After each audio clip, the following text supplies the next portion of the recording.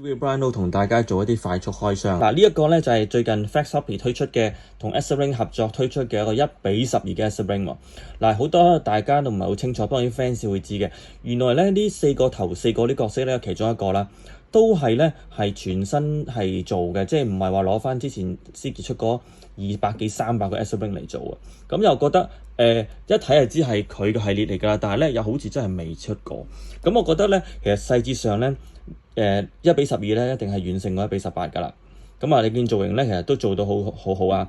咁呢一個咧，尤其是外骨架咧，可以即係充分表現翻佢出嚟。呢個外骨架咧，其實每一個咧都係拆嘅。拆出嚟之後咧，咁佢有啲窿窿嘅，其實佢都會有俾咗啲配件我哋咧係套翻啲窿。其實我覺得都可以唔需要，因為唔係好礙眼嘅窿嚇。咁拆出嚟之後，外骨架咧令到咧成個即係一個基本裝備咧就即係好似敏捷啲，好科幻之餘咧覺得有充足感啊，嗰個飽滿感係好足夠。你知科幻咧大家都好貪心啊。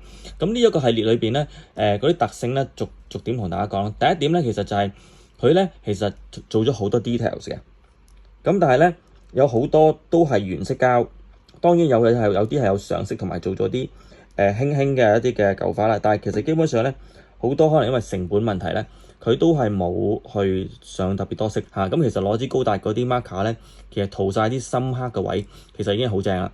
呢度見到呢支手槍啦，就基本上呢4個都有呢支槍嘅好似，咁就套喺個外骨架度。咁呢個外骨架咧，其實唔覺得臃腫，亦都唔覺得多餘，亦都好 make sense 嘅，亦都好接近而家我哋見到一啲即係現實生活裏嘅外骨架。咁除咗上色之外係比較簡單之外，但係佢有可塑性咧，其實你睇到其實佢係留咗好幾手嘅，即係話第日如果出啲 deluxe 版或者喺度升階嗰陣，即係叫升 grade 嗰陣咧，其實有好多可能性。而家即係好似係忍一忍先，可能因為成本問題或者個價格問題咧，就真係可以將佢撳低啲先。但係其實我覺得好足夠，咁200零蚊嚇，其實真係孩之寶、Black Series 或者 G.I. Joe 嗰啲系列嗰個路線正即係話你知，其實佢哋嘅目標都係類似係想參照呢一種嘅市場，即係美式嘅6寸 figure 市場做。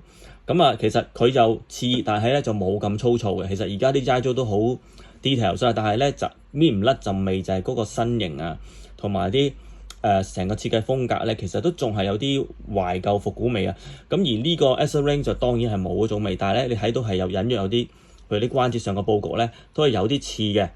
咁我就反而覺得呢樣嘢其實可以 Flexcopy 可以考慮咧，就可以唔需要完全沿用翻美式嗰種關節系統啊，可能咧參詳下其他，譬如日系啊、其他港式嗰啲或者有新派啲內地嗰啲做法咧，就係即係喺關節裏邊咧就做多少少功夫，應該唔會貴好多啊，就令到個擺 pose 嘅幅度咧多咗好多。而家咧係擺 pose 係有少少唔係最大限度嘅，譬如舉個例，而家我見雙手揸槍咧，其實咧都唔係話係做到，但係咧其實你話再仔細啲咧就未必得嘅。當然睇俾大家擺個咁嘅靚 pose，絕對冇問題嘅。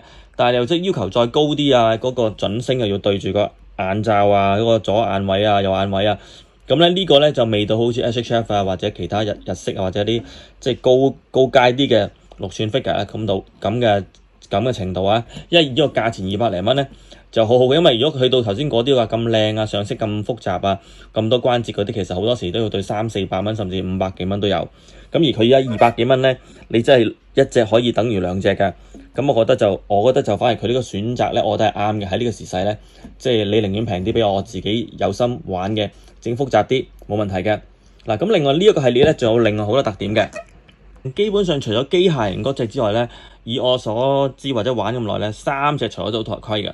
咁呢一隻咧，其實可能有啲係難除少少㗎。你冇人唔除得，基本上3個除得㗎嚇。咁你見到前面有個 marking 啦，01啦。咁你個透明頭盔，我覺得係嗰個精華嚟嘅，即係畫龍點睛地將個成個產品嘅 level 提升咗好多。即係雖然佢唔係一個好貴件，但係佢嘅擬印啦，佢個透明嘅頭盔罩啦，同埋可以除頭盔咧，其實已經係將成個產品嗰個性價比咧係提升到不得了嘅。另外當然你講到 decal 或者叫做一啲嘅標記咧，其實佢仲有好多嘅。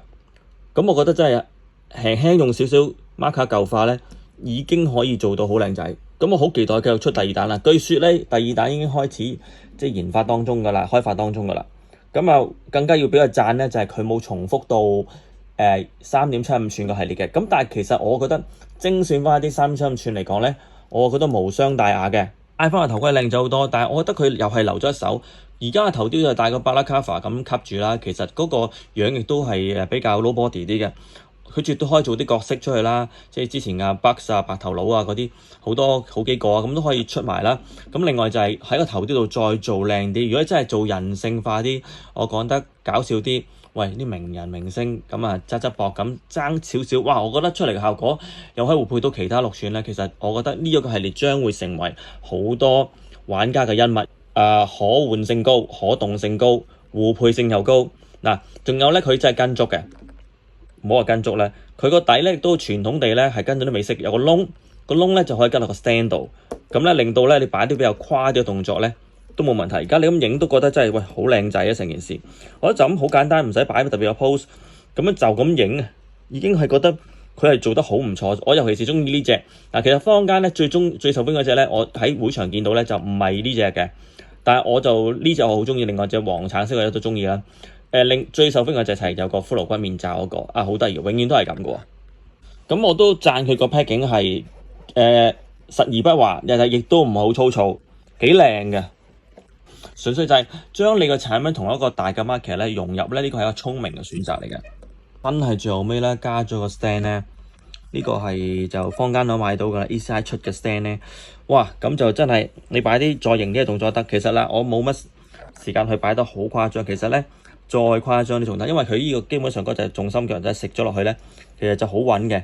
其實你凌空一隻腳都得嘅嚇，好型啊，好靚仔啊，加埋個 stand 做個咁嘅形狀，咁嘅 pose 即刻成個生動晒之餘咧，真係呢個其實呢個真係黑馬嚟嘅。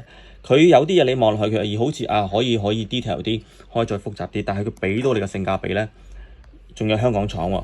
咁呢個真係我覺得係無敵嘅，我係真係個人嚟講係好貪，唔係好貪心，係好開心，去好渴望呢個係繼續出落去，我亦都好睇好。所以咧，其實除咗 Toy CV 做完即係4隻一次開箱，我自己都再做一次快速開箱。好，今日係咁多，拜拜。